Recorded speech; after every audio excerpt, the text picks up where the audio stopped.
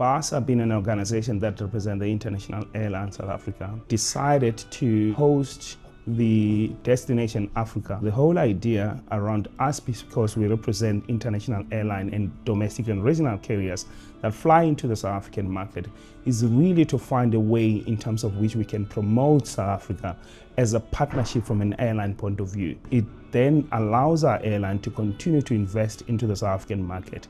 But the reason why we decided as a board, together with our members, to start with the Destination Africa, is a number of challenges that we find within the African governments as it is. And most of those challenges have to do with regulatory barriers that are in the system. How do we change that for purpose of getting the benefit of the number of investment that should be coming into the African market?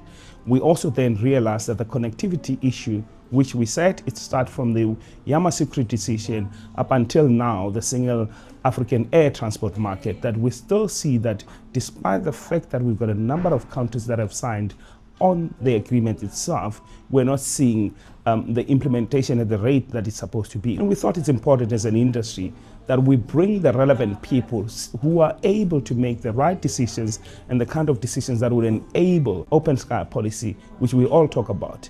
And we believe that that open sky policy would create a system that would enable to facilitate trade, to facilitate passengers, and obviously growth of the continental GDP. From a South African point of view, we were sitting, I think, for a number of years with outdated systems in terms of how we license, our investors as they come into the country. Despite the fact that you enter into bilateral agreements or multilateral agreements with different countries, the implementation system from an administrative point of view is still a bit of a challenge. But we've seen good things in that regard, because we've got a minister whom I believe is at the forefront of change. And one of those changes that the minister believes, and which we've agreed with her through a consultative process as an industry, was to then start a diagnosis of the challenges at a regulatory level and how best we can then look at that against best practices. If you have a license in other countries, say in Europe or any other country where a license is issued in 3 days,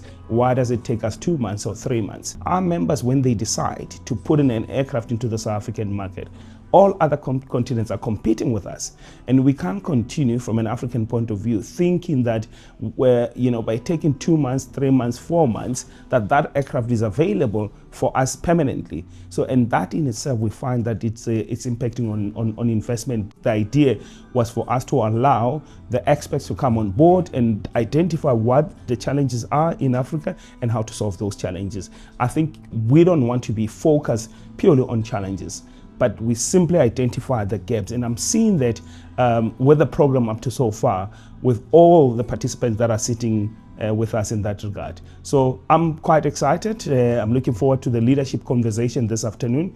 The leadership conversation is critical to Destination Africa. It's critical to redefining aviation in Africa, because most of the barriers, most of the challenges that we have sit at leadership level. What kind of leadership do we want to see from government? What kind of leadership we want to see from our own airlines, so that we do things differently in order for us to be profitable as a continent.